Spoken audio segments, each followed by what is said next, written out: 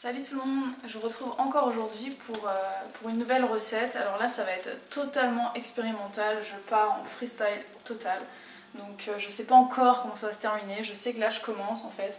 J'ai mis à cuire un patidou, je sais pas si vous connaissez, si vous avez déjà vu. Ça fait partie de la famille des courges. Donc en fait le patidou c'est une courge au goût sucré, au goût noisette, châtaigne. J'en ai jamais goûté de ma vie, donc je vais essayer. En fait là je vais le faire cuire. Une fois que ce sera cuit, j'utiliserai les morceaux que je vais écraser en compoté et puis vous verrez la suite après. Et en fait là je vais réaliser une pâte. Donc je vais préparer deux petits moules, comme ça. Donc ce sera pour deux, enfin chacun en aura un parce que mon mari a envie d'un truc un petit peu au cacao et puis moi j'aime pas ça, donc ce sera le mien, il sera sans cacao. Donc je vais réaliser un fond de tarte cru que je vais tapisser là au fond du moule. Et en fait je vais faire ça à partir de poudre d'amande, peut-être du flocon d'avoine, je vais voir. Et puis un mélange de fruits secs, donc là c'est un truc tout bête avec raisins secs, amandes et noisettes. Donc je vais écraser finement et je vais faire une pâte. Donc je vais commencer à m'y mettre en mettant la poudre d'amande directement dans le moule, enfin dans mon saladier. Donc là, niveau dosage, je pourrais pas vous dire. Je fais vraiment à l'œil, hein. Vous voyez en fonction de la quantité dont vous aurez besoin pour la grosseur du moule, quoi, tout simplement. Hein. Si vous êtes des gros mangeurs ou pas. Donc là, ce que je fais, c'est que j'en mets un petit peu. Ensuite, comme j'ai pas si vous avez un mixeur, c'est l'idéal, j'en ai pas. Donc ce que je fais, c'est que voilà, je pars en taillage comme ça. Donc je vais pas vous filmer le désastre que c'est. Hein. On se revoit tout à l'heure, une fois que j'ai terminé de faire la quantité dont j'ai besoin. Donc voilà, là j'ai fait à peu près, je sais pas moi, 2 bonnes poignées de fruits secs avec j'ai écrasé aussi, alors ça c'est des abricots moelleux. Donc on les mélange, hein, on y va avec les deux mains. On mélange la préparation. Voilà.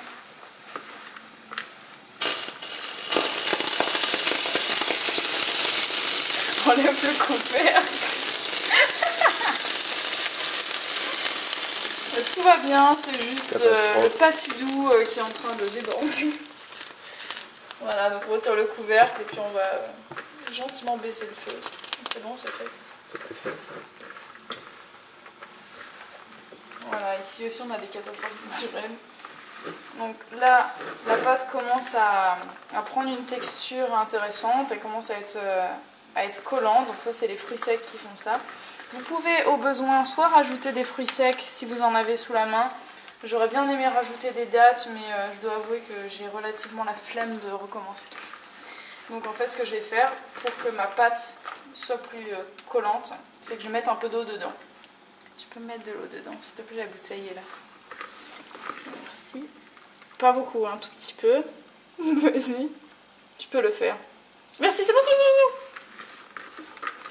Voilà, ensuite on mélange. Donc là, la pâte devient collante. La touche du chef. La touche du chef.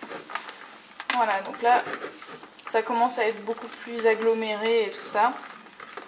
Vous voyez qu'on peut commencer presque à faire une boule. Donc je vais le faire avec une seule main. Comme vous travaillez la pâte comme une pâte avec de la farine, hein, toute banale. Voilà. Donc là, vous avez votre boule. Amandes, fruits secs. Donc ça va être un gâteau sans gluten, sans lait, sans œufs. Et voilà, donc que demander de plus. Par contre, vous voyez, j'utilise des noix, donc enfin des fruits secs oléagineux, donc c'est un peu gras. Donc c'est pas un dessert à manger tous les jours, bien évidemment. Hein. Mais de temps en temps, comme ça fait pas de mal et c'est plein de bons acides gras. Voilà, donc là vous avez votre boule. Il faut tapisser les deux moules. Hop, il faut que je cherche mon autre. J'en ai un, je sais pas où il est. Bon, on va en faire avec un et puis je reviens pour la suite après. Donc on coupe la pâte en deux. parce que ici on veut que les choses soient faites de manière équitable. Hop, on prend le moule, on se donne les moyens, hein. Ici c'est le dawa. Hop. Et puis là on tapisse notre petit moule avec la pâte. C'est bien, hein, on s'en met partout, c'est assez marrant. Donc là encore une fois, vous voyez que j'aime bien faire des recettes très manuelles. C'est bien ça, les enfants ils aiment bien faire ça. Je pense à Léa qui aime bien regarder mes vidéos. Normalement tu devrais aimer et vouloir essayer cette recette. Alors j'espère que tu vas la faire et tu vas dire à ta maman de me dire si tu as aimé et si c'était bon.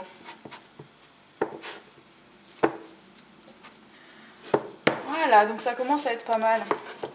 Je sais pas si vous voyez mon fond de tarte.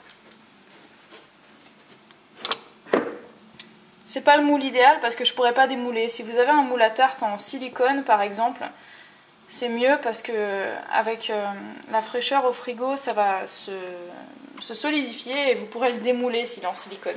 Avec ça, vous allez galérer ou alors il faut mettre un cellophane en dessous, ce que j'ai pas fait parce que je suis un peu teubée. Mais nous, on va manger directement dans le moule, donc c'est pas bien grave. Je vous l'ai dit, tout est expérimental, mais je vous dis, apprenez de mes erreurs, que vous ne ferez pas la prochaine fois. Donc mettez un cellophane en dessous, c'est plus intelligent. Pour le prochain moule, peut-être que je vais le faire. Voilà. Donc on se retrouve pour la suite quand mon patidou il sera cuit. En attendant, ça, je vais le mettre au frigo et je vais commencer à faire l'autre. Voilà.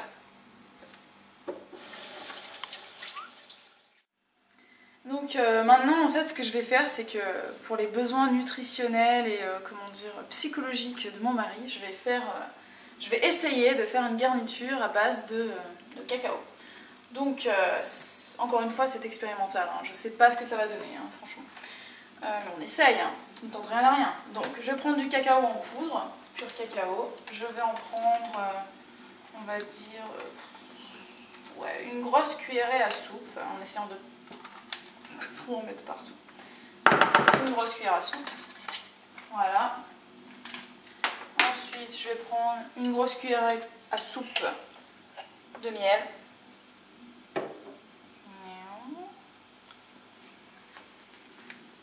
Voilà. Hop. Je presque envie d'en faire deux parce que peut-être que j'aurai moins envie, mais bon, on verra bien. Voilà. Ensuite, qu'est-ce que je vais faire? Je vais mettre un petit peu de poudre de coco. Hop. Voilà. Et ensuite, je vais prendre mon lait de coco d'une main, mon batteur de l'autre. Je sais pas si ça va être très pratique. Donc déjà, je mélange un petit peu comme ça. À mon avis, je vais mettre direct mon lait de coco parce que je sens que sinon je vais en foutre partout. Je mets un peu de lait de coco là. Hop. Je le mélange comme ça, hein. C'est parce que je veux pas trop dégueulasser. Je veux juste voir quelle quantité j'aurais besoin en fait. Hop. Et là, je vais commencer à battre. Donc voilà, la garniture est prête. Donc comme vous pouvez voir, on dirait vraiment une ganache au chocolat. Donc ça sent très bon, on a goûté, hein.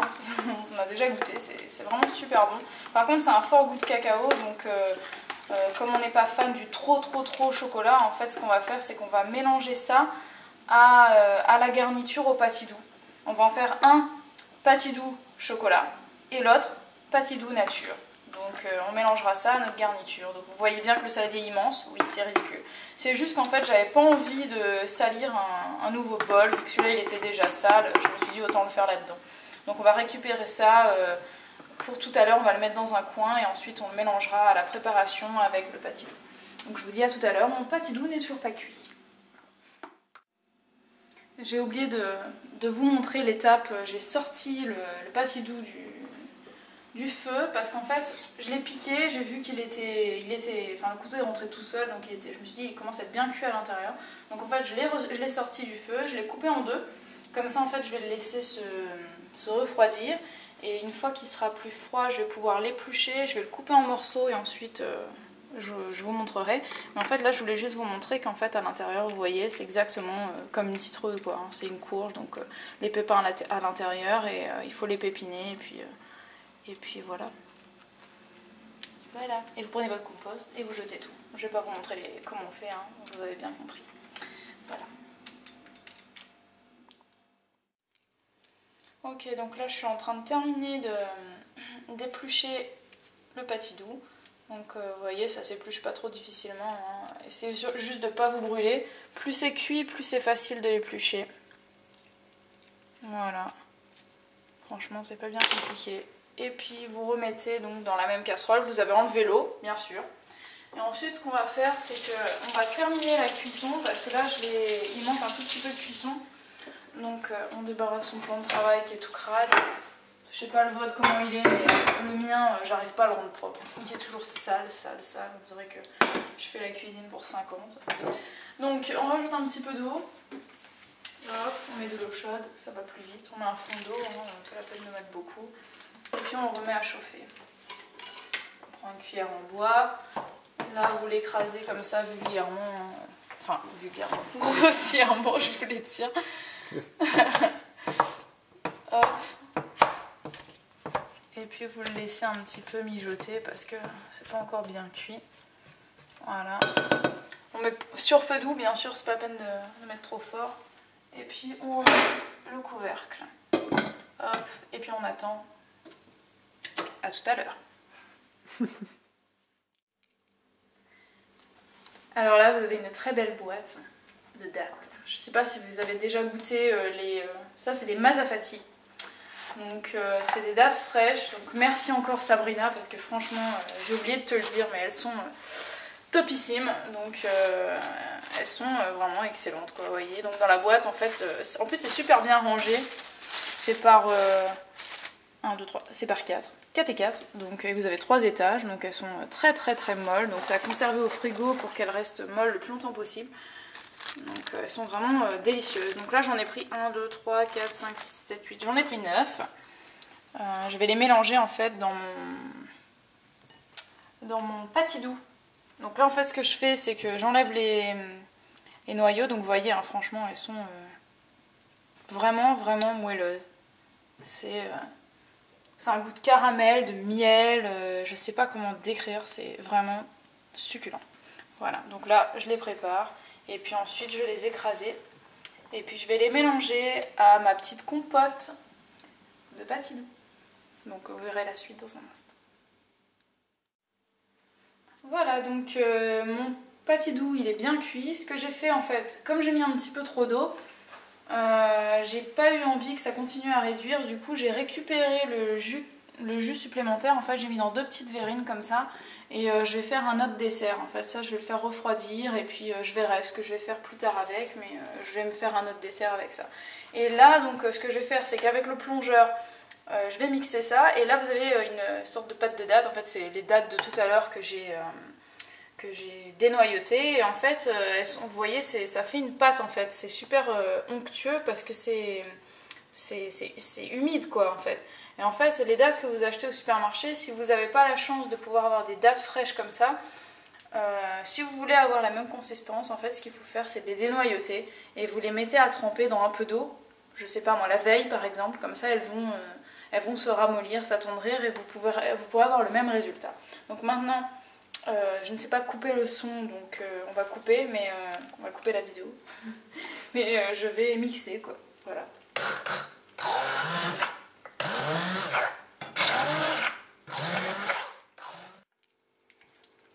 Donc voilà, donc je vous retrouve maintenant pour l'étape du remplissage de ramequin. Donc en fait là ce que j'ai fait c'est que la pâte de date qu'il y avait sur le côté, je l'ai mise dans le patidou. J'ai récupéré je dirais à peu près un petit peu plus d'un tiers de la garniture de patidou pour la mettre dans le chocolat. Donc ici j'ai une garniture patidou chocolat. Voilà mon saladier est toujours trop grand, hein. Il n'a pas bougé. Donc voilà, maintenant je vais remplir un côté. Donc on va mettre le patidou dans un moule. Hop. Il y a trop. Il y a trop? Non, il n'y a pas trop. Si? Ah bah oui. Ah bah oui, enlevez-le. Enlevez-le? Oh. Bon, il y en a trop. C'est pas grave. Hein. enlève un petit peu. Voilà, ensuite vous faites bien, vous lissez hein, comme vous voulez pour que ce soit joli. Et hop, il n'y a plus qu'à mettre au frigo. Donc là, ce qui reste, on va le manger dans un petit... On va mettre dans une petite verrine ou sinon on va le mélanger avec ce qui me restait tout à l'heure. Et maintenant, on passe à l'autre préparation. Donc là, ça va être assez folklore. On va essayer de ne pas en mettre trop à côté. Ça sent super bon. Tu sens? Ouais, là aussi, je risque d'en avoir un peu trop. C'est bon. Hop. Et voilà, j'en ai mis à côté, bien sûr. Putain, mais je suis dégueulasse. Voilà. Oh putain, j'ai fait tomber la cuillère dedans. Super. Donc voilà, c'est joli, non? Maintenant, il n'y a plus qu'à mettre au frigo et puis on va attendre que ça durcisse ou pas. Si ça se durcit, tant mieux. Si ça se durcit pas, bah écoutez, je dirais que moi ça ne me dérange pas. Hein. Je vais le manger à la cuillère. De toute façon, ça sent super bon et on a goûté, c'est très bon. Donc maintenant, il n'y a plus qu'à mettre au frigo. Et on va manger ça bien frais tout à l'heure pour le dessert. Voilà, à plus!